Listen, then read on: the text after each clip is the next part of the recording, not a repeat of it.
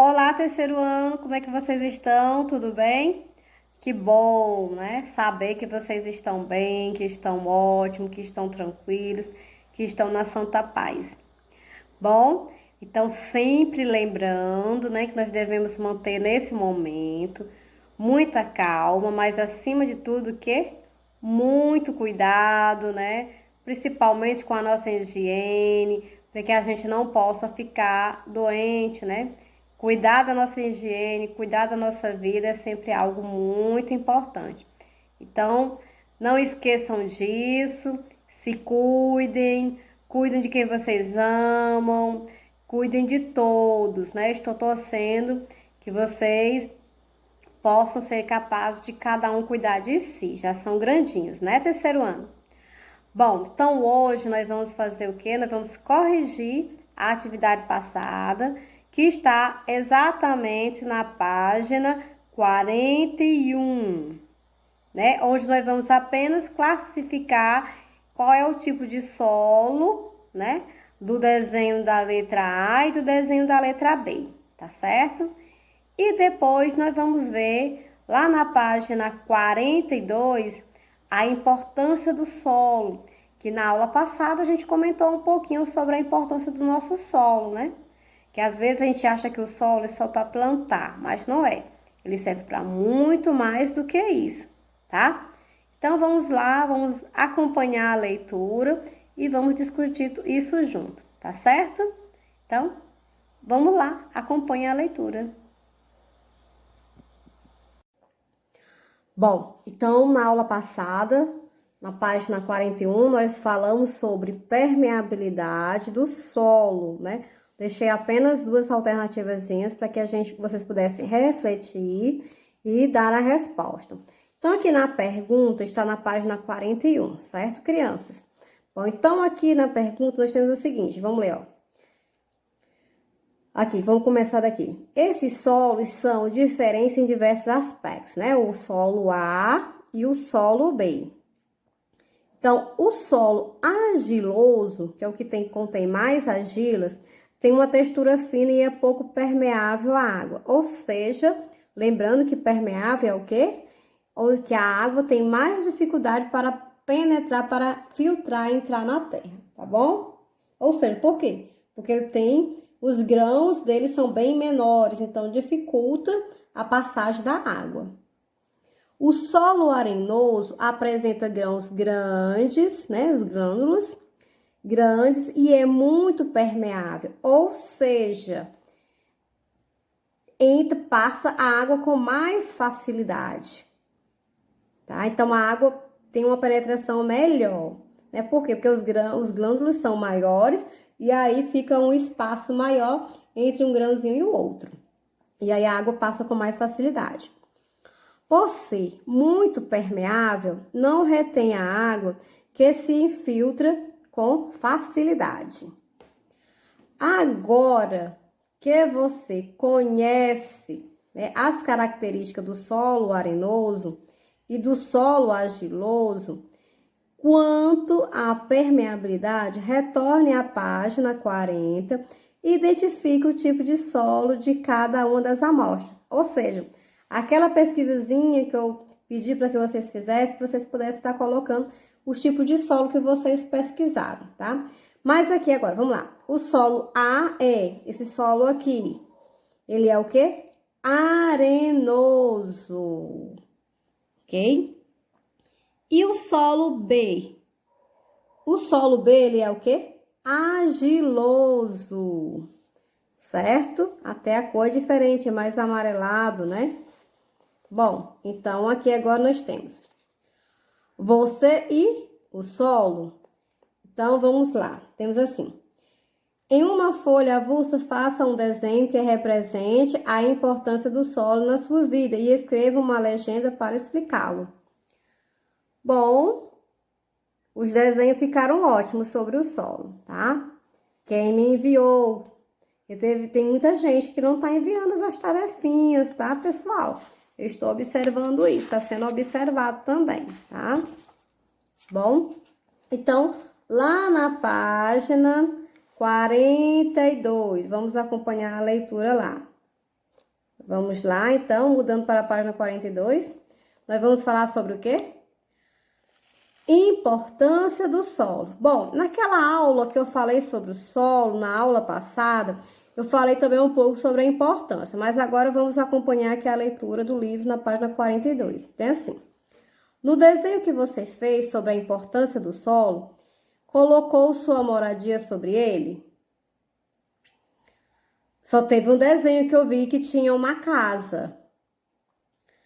Assim como muitos outros seres vivos, as pessoas também vivem sobre o solo. Então, é importante. Ninguém vive no ar, né? Nós, seres humanos. O tipo de material usado pelas pessoas para fazer suas moradias e a forma como elas são construídas devem ser adequados às condições do ambiente. Observe vários ambientes em que há casas construídas. Olha só, né? Vocês no segundo ano já viram o tipo de casa. Mas vamos relembrar. A Palafita, no Rio de Janeiro, né? No Rio Amazonas, próximo a Manaus, que são o quê? São as casas feitas de madeira, que são suspensas no inverno, né? De acordo com a cheia, eles vão suspendendo a casa. Aí nós temos aqui Sobrados, no Centro Histórico de Diamantina, Minas Gerais. Olha só o formato. A terceira aqui, Ocas, em Aldeia do Povo Indígena, Chavante, em Mato Grosso, 2012. Olha só aqui as casinhas feitas de palha. E aí nós temos aqui a quarta, Tendas do povo berber, que vive no deserto do Saara, Marrocos, em 2013. Então, olha só como é que é feito aqui, né? Aí, no caso, são as tendas feitas colunas. E aqui nós temos, né, edifícios em Camboriú, Santa Catarina, 2016. Olha só, outro tipo de construção. E aqui, casa de pau a pique ou taipa de mão, Maranhão, 2016. Bom, aqui também a gente tem algum desses modelos de casa, né? Que vocês, alguns de vocês podem ter visto, já conhecem, né? Como é que é feita essa casa. Bom, aqui nós temos. Você percebeu que muitas vezes o material usado para a construção, as construções é retirado do solo? Perceberam isso, gente? Bom, então aqui, a primeira casa de palafita eu sei que é feita de madeira, mas a madeira é aonde? Está plantada aonde? No solo. Ela precisa do solo, as plantas, árvores, para crescer. Então, é importante, né? Para poder construir isso daqui, foi preciso que é o solo. Aqui, nós precisamos de quê? Foi feito de alvenaria ou de tijolo. Então, aqui também foi preciso o quê? Areia, né, argila, para depois assar e formar. Também, né, feita de palha, também precisou da árvore, né, para poder crescer e tirar a palha, no caso da palmeira. Ou seja, todos aqui precisou, né, do solo. Então, o solo é importante para nós, nessas condições aqui que nós estamos vendo, né, certo? A importância até mesmo para a gente morar. Não só para a gente plantar, mas também para a gente poder construir a nossa moradia. Bom, então vamos lá na página 43. Acompanhe aí a página 43.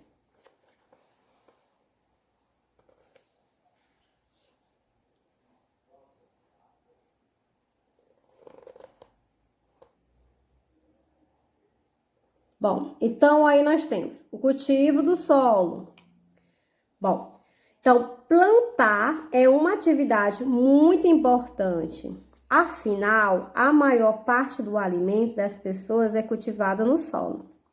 O ato de plantar para o próprio consumo não exige muito espaço. É possível fazer isso em diversos lugares. Veja, olha só, horta em varanda de um apartamento, horta em pneu. Então, isso aqui vai depender de quê? Da nossa criatividade, não é isso? Os cuidados com o solo são tão importantes quanto a luz solar para o cultivo de plantas. Veja alguns desses cuidados na produção agrícola. O primeiro passo é chamado de aração. Nesse processo, a terra deve ser remexida para que o ar e a água penetrem com mais facilidade entre os grãos. Estão observando aqui esse desenho, a imagem, né? Aqui nós temos uma máquina, né? O trator que está o quê? Removendo, tem tipo como se fosse umas lâminas. E essas lâminas saem cortando a terra. Para quê? Para tirar aqueles torrões, quebrando, facilitando a entrada de ar e de água. E aqui nós temos um outro tipo de arado, que é o arado puxado por animal. É um arado mais artesanal, né? Aqui é uma máquina, uma coisa mais sofisticada, e aqui já é uma coisa mais do passado, né? Mas ainda é utilizado, tá? Bom, então aí nós temos uma questãozinha que eu quero que vocês respondam na página 43. É somente uma alternativa. Opa, ok? Eu quero que vocês respondam sobre ela, tá? Certo? Bom, então, ainda continuando sobre o solo, né? Os cuidados que nós devemos ter. O que é que nós temos aqui? Diz o seguinte, então acompanha aí a leitura na página 44. Depois de colocar as sementes no solo, não pode faltar água. Caso não chova, caso não chova o suficiente, é necessário fazer a irrigação. Ou seja, se não tem chuva, então nós vamos ter que molhar, né? Cada um irrigar. Nesse processo, geralmente a água é trazida por bombas até as áreas cultivadas. Há casos em que o solo não tem todos os nutrientes necessários para o desenvolvimento das plantas. O que a gente faz? Bom, nesses casos é necessário fazer o quê? Adubação. Adubação é colocar o quê? Os nutrientes no solo, aqueles que faltam. É como se fosse o nosso corpo. O nosso corpo, quando ele está faltando vitaminas, né? O que acontece? A gente vai tomar algum tipo de vitamina. Onde a gente pode encontrar as vitaminas? Nas frutas, né? Nos nossos alimentos. Então, aqui, a gente, no próprio, né? Tirando das próprias plantações, que nós tiramos de folhas, de galhos, restos de qualquer coisa que nós podemos colocar como adubo. Existe o adubo orgânico, um tipo de adubo que pode ser feito com a mistura de esterco, parte de vegetais, restos de comida e serragem. Além de conter os nutrientes necessários às plantas, esse adubo ajuda o solo a reter mais água. Em grandes plantações, são aplicados os adubos sintéticos. Né? Os adubos sintéticos são o quê? São aqueles que é o homem quem produz, não a natureza, tá certo?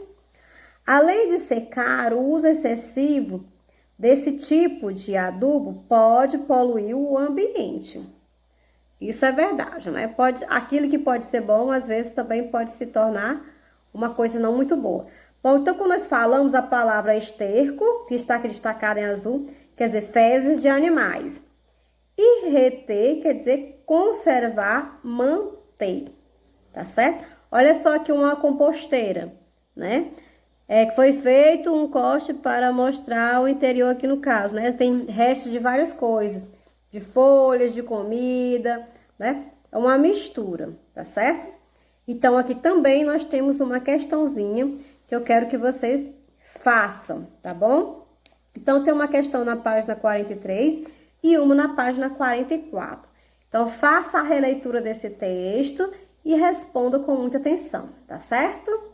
Bom, então um beijão para todos e até a nossa próxima aulinha, certo? Bom, então um beijão no coração. Tchau!